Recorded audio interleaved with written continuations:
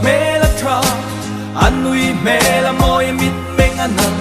apian zia renga moi nge ye chui thang va la ka puai zo ta Sawnusawahmel anui mela moi mit meng anang apian zia renga moi nge ye chui thang va la ka puai zo ta ente chiat pa so lai no la so apian moi na la sin na Hmeltha zia so Hmeltha oma mong por fu velvet valang ponan mu mai lawan clear deu vet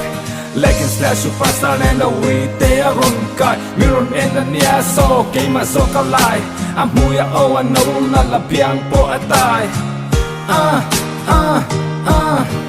atrat na ti swal tu a piang a kwa bang sim chia atrang a ka sim chia bel chia na enfia kava cha kem happy